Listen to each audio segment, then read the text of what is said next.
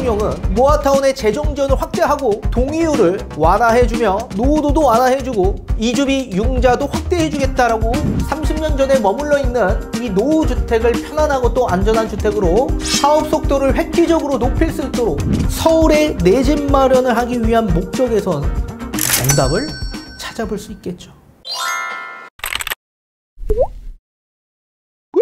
네, 안녕하세요. 반갑습니다. 이경민의 부동산 하이킥의 이경민입니다. 자, 윤석열 대통령, 원희룡 국토부 장관, 오세훈 서울시장이 모아타운으로 지정된 중랑구에서 주민 간담회를 열었습니다. 자, 그 자리에서 윤석열 대통령은 앞으로 서울시 주택 공급을 활성화하기 위한 목적에서 정비사업 추진 동력을 좀 더 높이기 위한 목적에 이 모아타운의 재정 지원을 확대하고 그리고 동의율을 완화해주며 노후도도 완화해주고 이주비 융자도 확대해주겠다라고 시사했습니다. 자, 어떤 내용들이 담겨져 있는지 살펴보도록 하겠고, 재개발, 재건축에 대한 정비사업에 대한 착수 기준을 완화하는 방안, 뒤에 판소를 통해 여러분들이 조금 더 알기 쉽게끔 풀어드리도록 하겠습니다.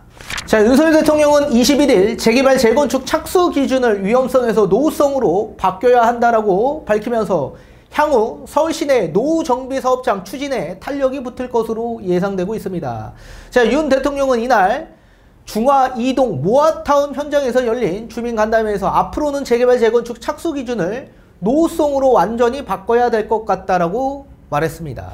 자, 기존 재개발 재건축 기준을 채우지 못해 방치된 서울의 노후주택을 새롭게 정비해야 된다라는 취지로 풀이되고 있습니다. 자, 윤 대통령은 현재는 재개발 재건축을 추진하려면 먼저 기존 주택에 대한 안전진단부터 받고 이를 통해 그 위험성을 인정받아야 사업을 시작할 수 있는데, 이렇게 되다 보니까 자신들이 살고 있는 집이 위험해지기를 바라는 웃지 못할 상황이 또 발생한다라고 진단했습니다. 자, 윤 대통령은 이어 서울주택의 절반 이상이 20년 이상 노후화됐고 저층 주거지의 경우에는 35년 이상 된 주택이 절반에 육박해 주민들의 불편이 매우 큰 상황이다. 30년 전에 머물러 있는 이 노후주택을 편안하고 또 안전한 주택으로 확실하게 바꿔야 한다라고 강조했습니다. 자, 그러면서 사업 속도를 획기적으로 높일 수 있도록 재건축 재개발 사업 절차도 원점에서 재검토하고 개선하겠다라고 밝혔습니다. 자, 모아타운 등 소규모 정비사업, 이 국가 지원 강화도 약속했습니다. 윤 대통령은 소규모 도시정비 사업의 재정 지원과 이주비 융자를 확대해 국민들의 거주 환경을 속도감 있게 개선하고 각종 규제를 합리화해 근본적인 주택시장 안정을 위해 최선을 다하겠다라고 밝혔습니다. 자, 이어 새 집을 찾아서 도시 외곽으로 갈 것이 아니라 직장 가까운 도시 내에 집을 구해서 살 수 있도록 생활 환경도 개선하겠다라고 밝혔습니다. 자, 모아타운은 재개발 요건을 충족하지 못해 대규모 재개발이 어려운 노후저층 주거지를 소규모로 정비하는 사업입니다. 자, 중랑구 모아타운은 약 20년 전 서울시 뉴타운 사업 대상지로 선정됐다. 그 이후에 재개발 사업이 지지부진하면서 사실상 방치된 상태로 있었습니다. 중화 뉴타운 일부는 지정이 해제된 곳도 있었습니다. 자, 윤 대통령은 간담회 행사 전에 이렇게 여러 시설들을 직접 살피고 환경도 함께 살폈다라고 합니다. 재개발 지역을 해제해 버려서 이렇게 오랫동안 아주 이렇게 발전을 못했다. 본인이 중학교를 이 근처에 다녔다면서 계속 이런 모아타운 같은 것을 통해서 집을 계속 지어줘야 공급이 딸리지 않게 된다라고 말했습니다. 자, 원 장관과 오 시장도 마찬가지 재개발 재건축 사업 여건을 개선하고 자금 조달을 원활하게 할 수 있는 지원 방안을 검토하기로 했습니다. 특히 모아타운 및 재개발 재건축 후보지를 적극적으로 발굴하고 정비사업 과정에서 사회적 약자가 소외되는 일이 없도록 갈등 코디네이터 파견, 협의체 구성 등을 통해 세입자 갈등을 최소화하겠다라고 밝혔습니다. 자, 이렇게 재개발 재건축뿐만 아니라 모아타운을 아예 지칭을 해버렸고 모아타운에 대한 재정 지원을 확대해 주겠다라고 밝혔습니다. 자, 왜 이렇게 시사했었을까요? 자, 뒤에 판소를 통해 여러분들이 조금 더 알기 쉽게끔 착수 기준을 어떻게 완화해 줄지, 그리고 모아타운을 왜 선택적 지정을 했는지 뒤에 판소를 통해 알려드리도록 하겠습니다. 자, 정부와 서울시는 서울에 있는 수요가 집을 구하기 위해서 도시 외곽으로 빠져나가는 게 아니라 직장과 가까운 도시 안으로 집을 구할 수 있도록 도심 내 개발을 하는 중추적 역할을 할 수 있는 재건축 재개발 모아타운을 활성화해 주겠다라고 밝힌 겁니다. 이미 박상호 국토부 장관 후보자가 인사청문회에서 뭐라고 밝혔냐면 도심 내 소규모 주택 정비 사업을 활성화하겠다라고 밝혔습니다. 그 소규모 주택 정비 사업이라는 건 소규모 재개발, 소규모 재건축, 자율 정비 사업, 그리고 가로주택 정비 사업을 소규모 정비 사업이라고 얘기하고 있고, 그게 모여서 모아타운으로 지정이 되는 겁니다.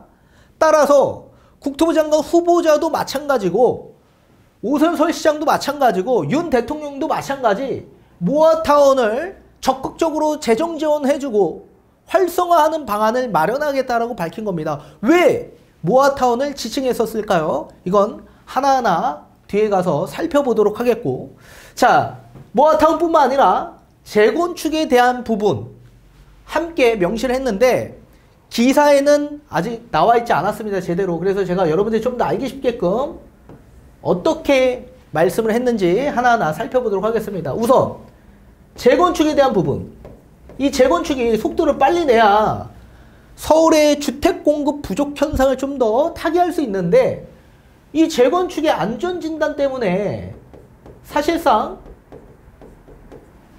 진행이 안 되는 경우가 굉장히 많기 때문에 이 안전진단에 대한 이 시기를 좀 더 유예해 주겠다라고 밝힌 겁니다. 유예. 자, 그러면 우선적으로 추진 단계를 먼저 알아야만 합니다. 재건축의 추진 단계가 어떻게 되어 있을까요? 우선 첫 번째, 정비계획 수립을 하게 되어 있습니다. 정비계획 수립이 되면 안전진단을 받게 됩니다. 또 안전진단에 만약에 통과하게 된다면 구역 지정이 되죠.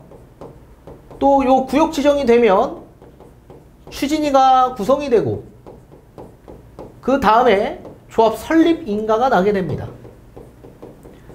그 다음에 사업 시행 인가가 나고요. 그 다음에 관리 처분이 납니다.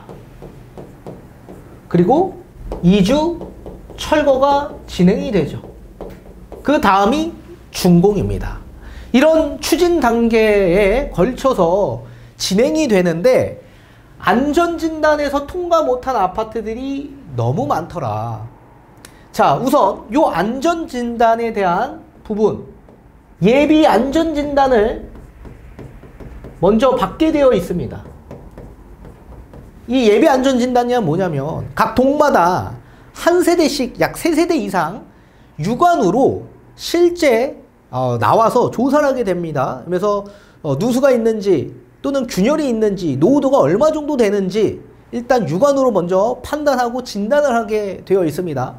대다수 여기에서 이제 진단이 되겠죠. 왜냐면 30년 이상 넘어간 노후 아파트에서 안전진단을 받기 때문에 대다수 여기서는 통과를 합니다. 여기서 이제 통과하면 1차 안전진단을 받게 되어 있습니다. 이 1차 안전진단에 통과 못한 아파트들이 굉장히 많이 있죠. A등급부터 2등급으로 등급화하면서 진행을 하게 되어 있는데, 자, 우선적으로 1차 안전진단에 있어서 구조안정성이라는 게 있습니다. 요 구조안정성 가중치를 보게 되면 약 50%를 원래 차지했었습니다. 그래서 구조적으로 안정성이 있는지 없는지 검토하는 거에 있어서 가장 큰 비중을 차지했다. 안전진단에 있어. 그러다 보니까 통과 못한 아파트들이 굉장히 많이 있었던 겁니다. 문재인 정부 때. 근데 요거를 완화해줬죠. 30%로. 그 다음이 주거 환경에 대한 문제였습니다. 요 주거 환경은 원래 15% 비중밖에 되지 않았었습니다. 낙후된 아파트에서 당연히 주거 환경이 너무 열악하니까 사람들이 재건축을 추진했던 건데 이걸 가중치를 제일 적게 받던 겁니다. 근데 이것도 30%로 완화해줬다. 자, 그 다음에 설비 노후도였습니다. 요것도 소폭 35%였던 게 30%로 좀 완화해 줬고요. 또 비용 편익에 대한 부분, 요거는 똑같이 10% 요 비중을 차지하고 있습니다. 자, 우선적으로 구조 안정성이라는 건 뭐냐면, 구조적으로 하중에 대한 상태가 어떤지, 또는 균열에 대한 상태, 변형에 대한 상태, 구조체에 대한 노후도의 상태, 이런 여러 가지의 구조적 안정성을 보고 판단하는 문제인데, 사실 여기서 많이 탈락이 됐었죠. 점수가 안 나와서. 근데 이거를 소폭 완화해줬고, 자, 그리고 주거 환경에 대한 문제는 소방 활동에 대한 문제점이 있는지 없는지, 또 침수 피해 가능성이 어느 정도 있는지, 또 주민들의 일조권 침해, 또 여러 가지 사생활 침해, 이런 부분들도 함께 보고 있습니다. 또 세대당 주차수에 대한 그런 부분, 또 미관적인 부분, 이런 것들이 주거환경 점수에 다 포함이 되어 있습니다. 설비 노후도는 건축 마감, 또는 뭐 전기, 통신에 대한 노후도, 또 기계 설비에 대한 노후도가 여기에 다 점수로 매겨지고 있고, 비용 편익은 만약에 재건축을 하지 않고 유지 보수했을 때의 비용과 재건축했을 때의 비용의 평가 차이에 대한 부분, 이게 이제 점수로 매겨지고 있는 겁니다. 그래서 총 A부터 2등급으로 매겨지는데 45점 이하로 된다라고 한다면 2등급, 그러면 그냥 자연스럽게 재건축이 된다라고 보셔야 되고, 45점에서부터 55점이 나온다라고 한다면 D등급을 받는데, 이 D등급은 조건부 재건축이라고 할 수 있습니다. 그래서 2차 정밀안전 진단으로 가야 됩니다. 2차. 우선적으로 1차 같은 경우에는 주민들이 모금을 해서 이제 민간 용역업체에 의뢰를 해서 안전진단을 받게 되어 있습니다. 자, 그 보고서를 공공기관이 2차 정밀안전진단에서 이제 평가를 하는 겁니다. 적정성 검토를 하는데, 1차 안전진단에 대한 문제점이 있는지 없는지 판단을 하는 기준인데, 대다수 국토부 소관이기 때문에 2차 안전진단에서 전부 다 탈락이 되는 경우가 허다했었습니다. 근데 이런 부분을 좀 더 완화해 주겠다라고 얘기하고 있고, 그리고 안전진단에 대한 시기를 유예해 주겠다라고 얘기하고 있는데, 기사에는 나와 있지 않지만 설계 단계 또는 착공 전 단계의 안전진단을 좀 더 유예하는 쪽으로 미루겠다라고 얘기하고 있는 겁니다. 그러면 서울 같은 경우에는 사업시행 인가가 나야지만 시공사 선정이 되고 설계가 나오기 때문에, 설계사 사업시행 인가가 된 시점 이후부터 안전진단으로 유예해 줄 가능성이 있고, 또 관리처분, 그 이후에 착공이 나기 때문에 이 관리처분 난 이후에 안전진단을 받을 수 있도록 시기를 밀어주겠다라고 얘기하고 있는 겁니다. 이렇게. 그리고 이 안전진단의 단계에서는 그냥 30년 이상 노후된 건축물이라고 한다면 일단은 그냥 통과해주고 구역 지정하고 추진위 단계로 그냥 바로 넘어가겠다라는 얘기입니다.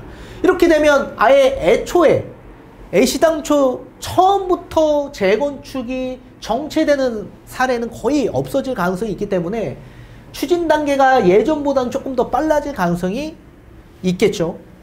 자, 그리고 두 번째, 요 재개발에 대한 부분, 이 재개발 가운데서도 소규모 정비 사업, 이걸 빠르게 추진하겠다라고 얘기하고 있는데, 소규모 정비 사업이라는 건 뭐예요?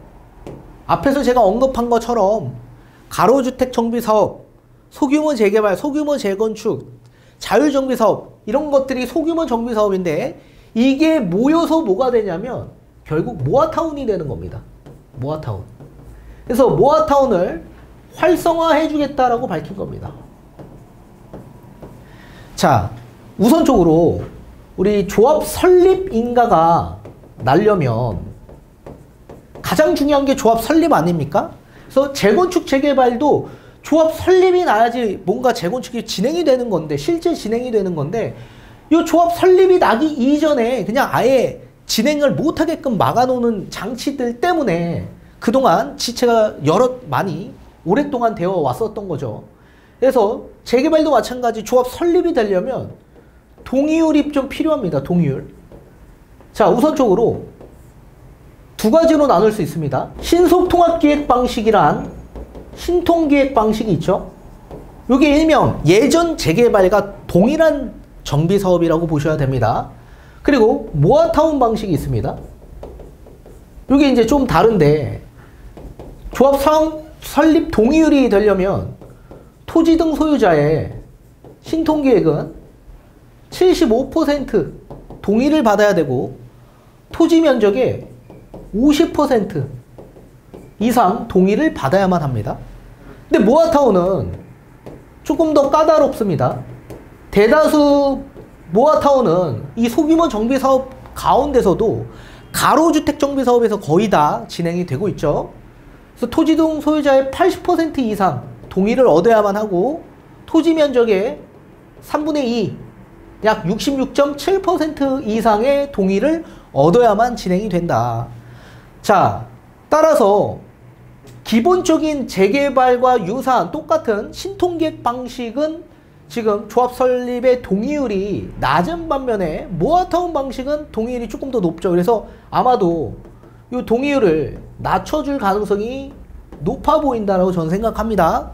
자, 우선적으로 서울시에서 조사를 해보니까 서울시의 약 87% 정도가 재개발이 안 된다라고 합니다.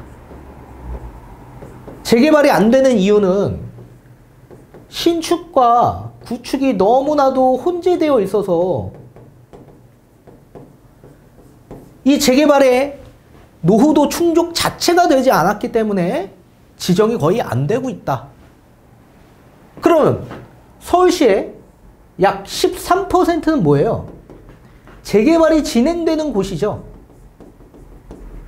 따라서 이런 지역일 때는 신통계획으로 갈 겁니다. 신통계획.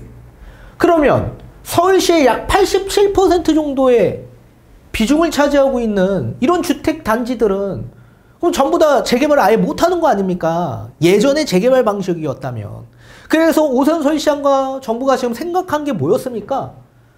이 87%를 뭐 하면 좋을까요? 모아타운으로 진행하면 좋다.